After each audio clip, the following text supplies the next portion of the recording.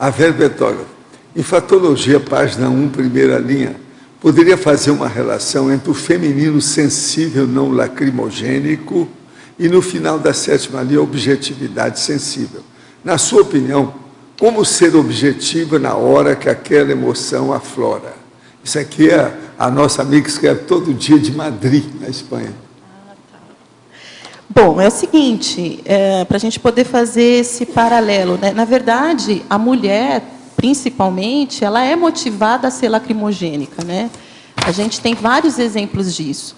Certo dia eu estava assistindo TV e passou um comercial muito bobo a respeito dessas distorções que tem sobre a questão dos relacionamentos afetivos, né?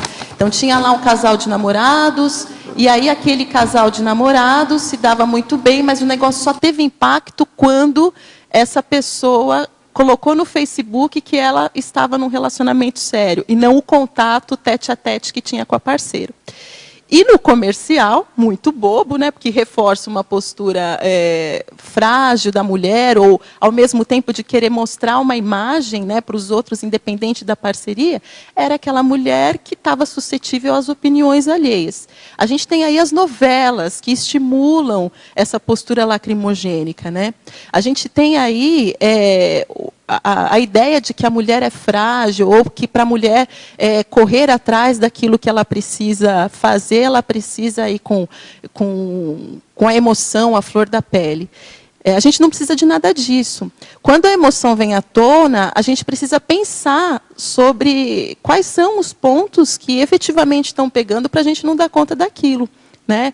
E tentar não reprimir aquilo, fazer de conta que não está sentindo, é realmente ver a causa do negócio, é enfrentar os dissabores, é entender por que se manifesta daquele jeito. Mas, ao mesmo tempo, não é dar vazão para virar um vulcão e explodir. Ao mesmo tempo, é refletir sobre aquilo. Será que essa é a melhor postura que eu posso ter? Será que nesse momento, nesse estágio evolutivo, essa é a melhor maneira de eu me manifestar? Será que eu já não tenho condição de me manifestar diferente?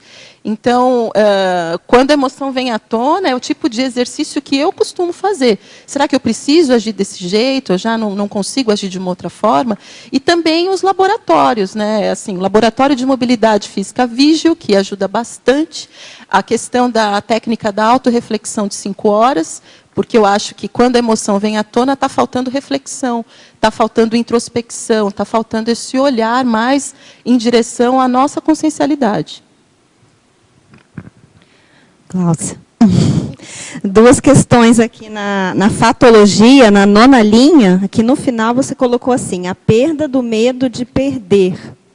Queria que você comentasse esse, e também mais embaixo, na 13ª, autonomia ginossomática. Ok, eu vou de trás para frente, tá, Cristiane? Tá bem, tudo bem. A autonomia ginossomática é um verbete, né? Na verdade.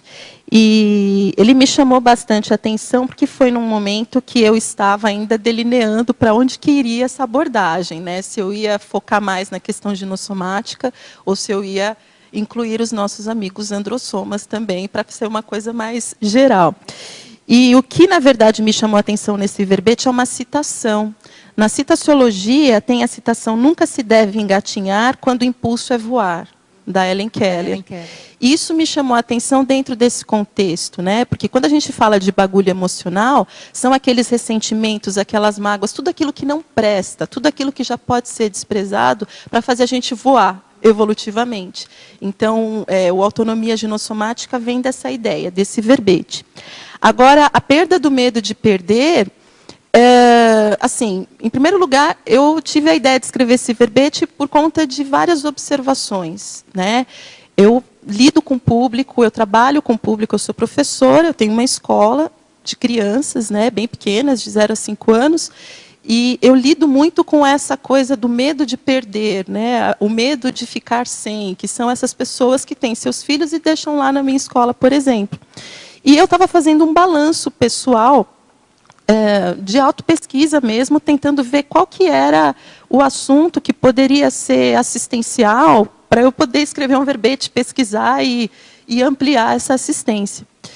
E eu reuni essa experiência profissional que eu tenho e também recins que eu precisei passar aí ao longo da vida e que me fizeram perceber que muitas vezes a gente fica cozinhando o ovo achando que está perdendo alguma coisa, quando na verdade ninguém é de ninguém, nada que está aqui na vida intrafísica é nosso efetivamente, a gente não vai levar isso para quando a gente passar pela dessoma, né, e nos tornarmos consciexes. Então, quando você começa a perceber o quão passageiro, né, são essas questões assim da vida intrafísica, e o que vale mesmo é a consciencialidade, os trafores que você coloca em prática, os trafares que você supera, você perde o medo de perder.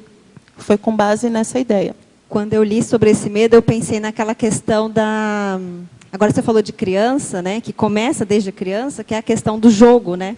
Então, de perder o jogo, de perder alguma coisa, de ser o perdedor num diálogo, de ser o perdedor de um brinquedo, de ser o perdedor de alguma coisa, né? Então, quando eu li, eu pensei nisso. E isso tem que começar desde a base, né? Desde as crianças mesmo, né? Porque a maioria das pessoas, elas são competitivas, não gostam de perder, têm o medo de perder, né? E não gostam disso, né? Então, eu pensei também nesse outro sentido. Não sei se você chegou a pensar sobre isso. Não foi nesse ponto. Foi mais essa questão do apego anticosmoético, né? De achar que tudo aquilo que está com você precisa ficar sob as próprias asas, de não dar espaço. Porque muitas vezes, o que eu percebi, né? Isso com base nas experiências que eu tive, muitas vezes é a gente que não dá espaço para as coisas se tornarem frutíferas. A gente não consegue ter ideia diferente porque a gente não dá espaço, não manda embora aquelas ideias que já não nos atendem mais. Entende? Assim, fica apegado muitas vezes a padrões, não se atualiza a respeito do momento evolutivo atual. Então, é a perda do medo de perder, porque esvaziou aquele copo, você enche de novo, né? A ideia é meio essa. Ok, obrigada.